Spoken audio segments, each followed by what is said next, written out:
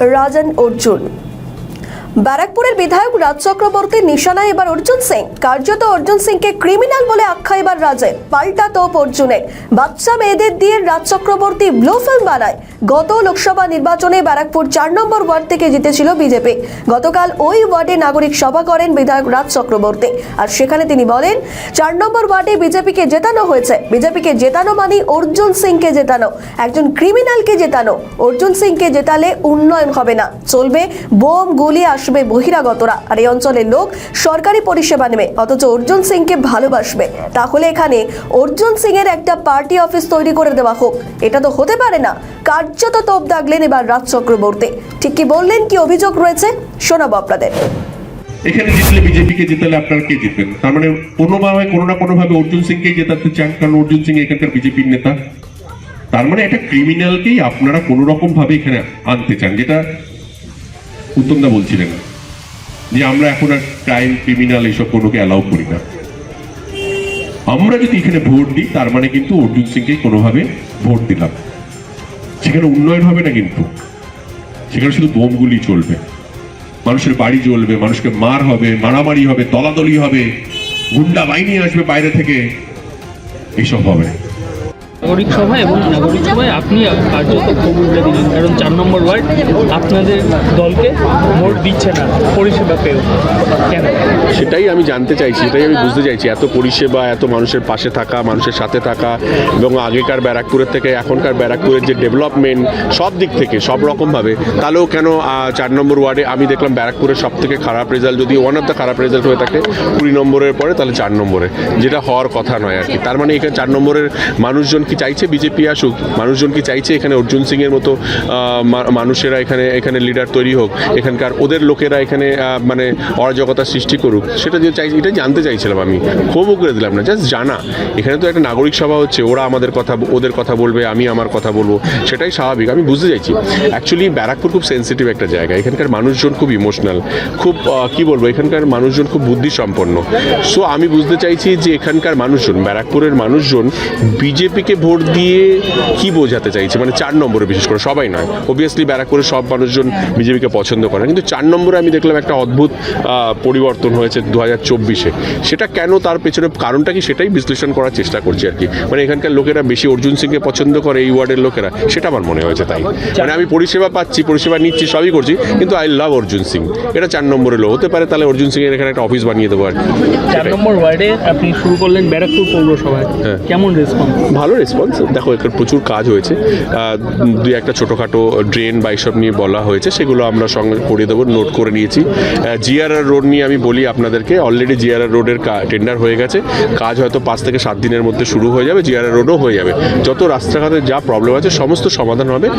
মানে আমি বলতে পারবো না যে 100% হবে, বাট 80-85% কাজ আমরা করে দেবো। ব্যারাকপুরের একটা বড় সমস্যা যানজট, ব্যারাকপুর। আরে এটা তো রাস্তাটা না বারাসাত রোডের হ্যাঁ, আর বারাসাত রোডটা চড়া করতে হবে, এটা নিয়ে আমরা 2-3 বছর ধরে লড়ে যাচ্ছি, বাট এখন অ্যাপ্রুভাল হয়েছে। আশা করছি ফেব্রুয়ারি মাসে কাজ আরম্ভ হয়ে যাওয়া উচিত, হয়ে যাবে। আমরা টেন্ডার হয়ে গেছে, কথা হয়ে গেছে, এটা নিয়ে বলেছি যাতে ইমিডিয়েটলি শুরু হলে শেষ তো হবেই আর কি। আমি চাই তাড়াতাড়ি শুরু হোক। টোটো আর অটো চালায় আমরাও পাগল হয়ে যাচ্ছি আর কি। একে ধরছি তো ও রাগ করছে, ওকে ধরছি তো ও বলছে আমার জীবিকা কেন নিয়ে নিচ্ছ, এইসব ব্যাপার তো রয়েছে। বাট অবভিয়াসলি টোটো অটো যারা চালাচ্ছে তাদেরকেও বুঝতে হবে যে আমি মানুষেরকে বিপদে ফেলে আমি নিজের সুবিধা করতে পারবো না। আমি এটা নিয়ে সবসময় প্রোটেস্ট করি, দেখবে আমি রাস্তায় নেমে নিজেই কখনো কখনো টোটো অটো তাড়াতে শুরু করে দিই আর কি। যারা টোটো অটো, এখানে প্রচুর পরিমাণে টোটো অটো হয়েছে, তার নিয়ন্ত্রণ করার জন্য সরকারের অনেকগুলো নিয়মও করেছে। আশা করছি এগুলো আগামী দিন এই প্রবলেমগুলো সলভ হবে আর কি। করবো, এগুলো মাথায় আছে। অবভিয়াসলি প্রবলেম সলভ হতেই হবে, কারণ মানুষকে প্রবলেমে ফেলে তুমি কিছুই করতে পারবে না আর কি। কনস্ট্রাকশন আর সব থেকে যে নেকেড, মানে 2 নম্বরই কাজ করছে, ওই মুসলমান মেয়েদেরকে নিয়ে ব্লু ফিল্ম তৈরি করা। কে? রাজ চক্রবর্তী। কেন? তুমি পড়িয়ে ধরো। হ্যাঁ, বাংলা ফিল্মে পড়ি। আরে বাংলা ফিল্মে প্রডিউসার কি করছে আপনি জানেন? মুসলমান মেয়েদেরকে দিয়ে ব্লু ফিল্ম তৈরি করাচ্ছে রাজ চক্রবর্তী। তাতে কি আছে? বিধায়ক হলে কি আছে?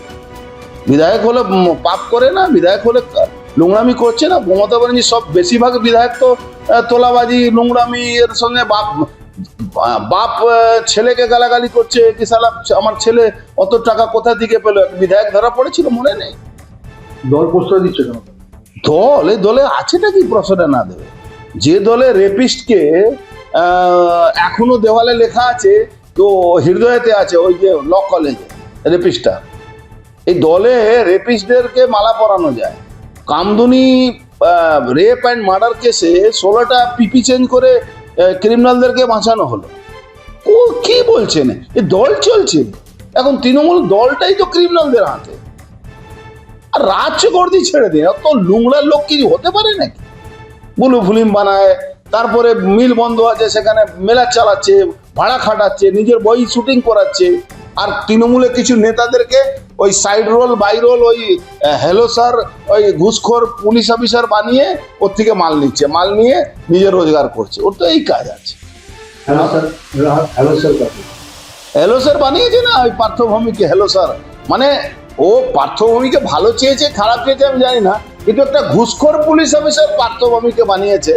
এমনি ঘুষখোর আছে, পয়সা ছাড়া কিছু চিনে না, আপনি মাল ছাড়া কিছু চিনে না। আপনি জানেন প্রকাশ্যে 50 লাখ টাকা নেতাজি ইন্ডোর স্টেডিয়ামে অভিষেক ব্যানার্জিকে দিয়ে ও অভিষেক ব্যানার্জির কাছে পৌঁছেছিল, ও নিজের পকেট থেকে দিয়েছে। ওর আছেটা কি? ও তো তৃণমূলের আসার পরে পেট্রোল পাম্প, হোটেল, বার, রেস্টুরেন্ট, মেস সাপ্লাই, মদ সাপ্লাই এই তো করে। পার্থভূমিকে অ্যাম্বুলেন্সে দিয়ে মদ সাপ্লাই হতো, আপনাদেরকে আমরা ছবি দিয়েছিলাম ওই এ সময়, ওই করোনার সময়। তো সবাই জানে এখানে সব থেকে বেশি বার বাংলায় 9টি বিধানসভা মধ্যে সব থেকে বেশি বার যেখানে ডান্স হয়, যেখানে মহিলা পাচার হয়, সব থেকে বেশি বার তো 9টি বিধানসভা আছে। আপনি জানেন না? আপনারা কি বিদেশ থেকে এসছেন নাকি? আমাদের ভিডিও ভালো লাগলে লাইক ও শেয়ার করুন, কমেন্ট সেকশনে আপনাদের মতামত জানান। আরও ভিডিও পেতে আমাদের চ্যানেলটিকে সাবস্ক্রাইব করুন এবং প্রতি মুহূর্তে খবরের আপডেট পেতে প্রেস করুন বেল আইকন।